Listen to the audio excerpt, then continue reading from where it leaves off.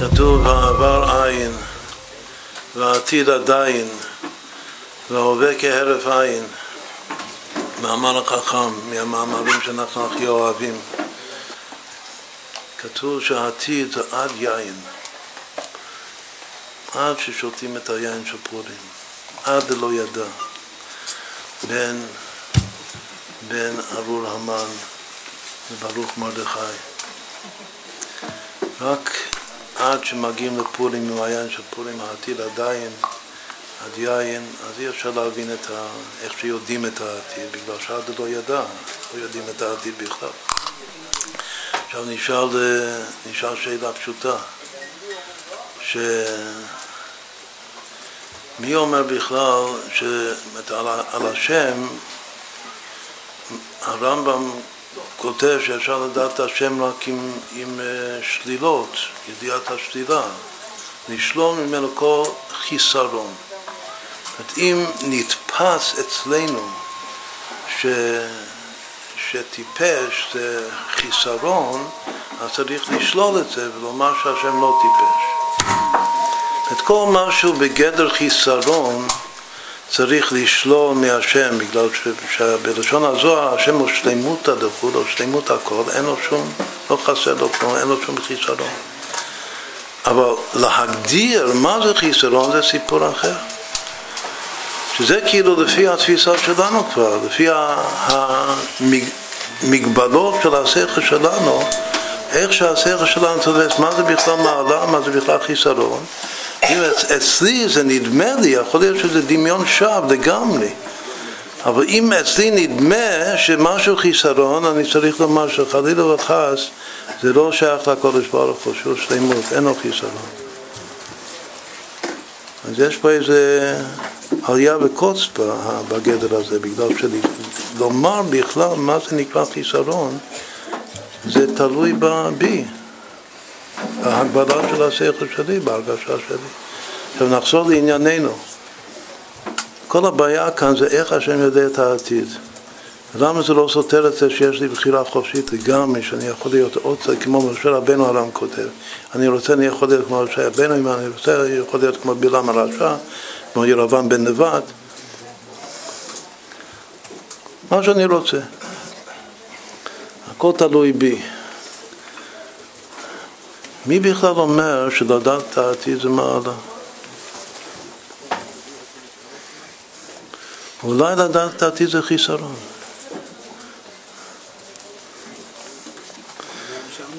ואם זה לדעת את העתיד זה חיסרון, אז אני צריך לשלול את זה מהקודש ברוך הוא. ואם הוא לא, אם אני שולל את זה, כלומר שלא יודע את העתיד, אז יצאתי מהפלונטר. אני נותן לקודש ברוך הוא כל המעלות שיש בעולם. ואם לדעת העתיד זה חיסרון, אז צריך לשלול את זה. ומילא האדם הוא חופשי לגמרי לבחר בדיוק מה שרוצה. למה מעלה? זה בסדר, עכשיו צריך לחשוב למה זה ביטוי שהרבי אהב להשתמש בביטוי, כמו שסיפרנו את זה הרבה פעמים, אפילו לי פעם אחת הוא כתב את זה שהצעתי משהו, ואז הרבי אמר שלא צריך לקבוע מסמרות, שלא, את הרבי אמר, זה ביטוי, זה אמר את הרבה פעמים, זה משהו אישי, זה סיפור אישי שלנו, לא לקבוע מסמרות. עכשיו, זה כמו שאמרו עכשיו רגע, לדעת העתיד זה קביעת מסמרות. קביעת מסמרות זה משהו שלילי מאוד. עוד פעם, העבר עין, והעתיד עדיין. את העתיד צריך להישאר בגדר עדיין. וההווה כהרף עין. זה שהשם יודע את העבר, זה בגלל שיש לו זיכרון טוב.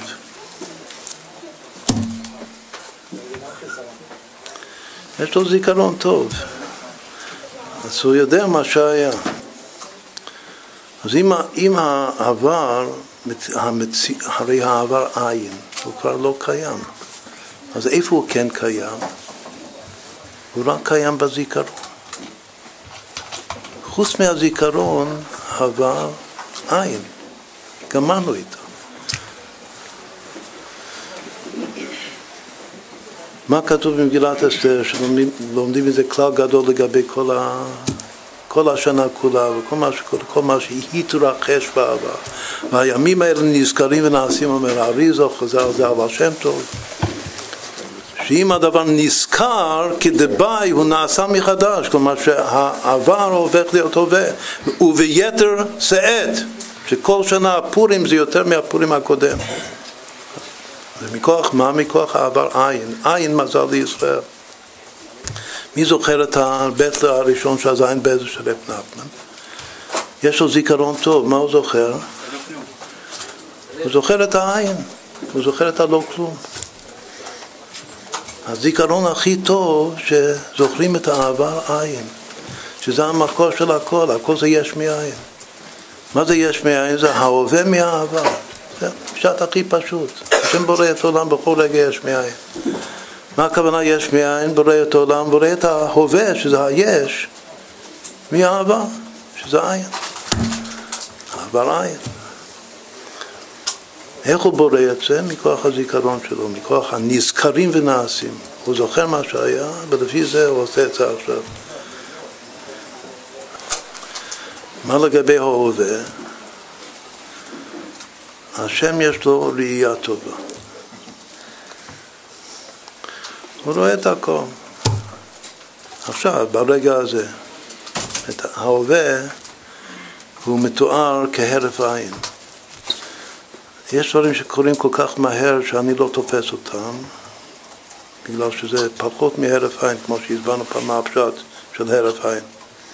הרף עין היום במדע זה 1/23 שנייה. שאם משהו זז יותר מהר מזה, העין שלי לא מבחינה, לא תופסת את זה. עכשיו, חוץ מזה שיש את המגבלה של הזמן של ההרף עין, יש גם כן, אני לא יכול לזכור את כל מה שקורה ביחד. אני לא יכול להסתובב ולהסתכל בכל הכיוונים, גם להתבונן ממש לעומק כל פרט, וגם יש לי המון מגבלות. כמה קטן אני יכול לראות, כמה גדול אני יכול לראות. הראייה שלי מאוד מוגבלת. כמה רחוק אני יכול לראות. הקדוש ברוך הוא, הראייה שלו לא מוגבל בכלל. אז הוא רואה את הכל. אז מילא הוא יודע את ההווה. בגלל שיש לו ראייה הכי טובה. אז אם העבר זה בעצם לא פחות ולא יותר מאשר זיכרון, וההווה זה פשוט לראות מה קורה בשטח, מה זה העתיד? הגדר של העתיד, זה הגדר, זה מה שהשם רוצה מהעתיד. גדר העתיד זו בחירה. העתיד זה שתבחר מה יהיה העתיד. המהות של העתיד, מה זה העתיד? העתיד זה מוכן, כתוב שהעתידים זה גם, זה מילים ממגילת אסתר. עתידים, מה זה העתידים? ליום הזה מוכנים, מתכוננים. אבל בכל אופן העתיד הזה זה התכוננות בהווה, שאתה מתכונן למשהו ואתה מתכונן למה שאתה בוחר בו.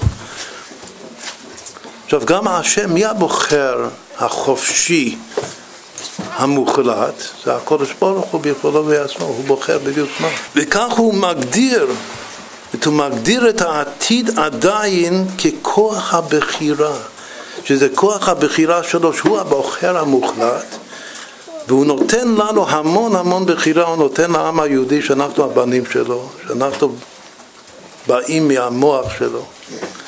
וגם במידה מצומצמת מאוד מאוד, הוא גם כן מעניק קצת בחירה גם ללא יהודים.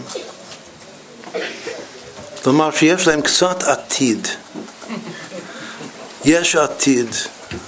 קצת מאוד. ליהודים יש הרבה עתיד, בגלל שהגדר של העתיד זה כוח הבחירה. והכי הרבה עתיד זה יש לקודש ברוך הוא, זה לעתיד לבוא.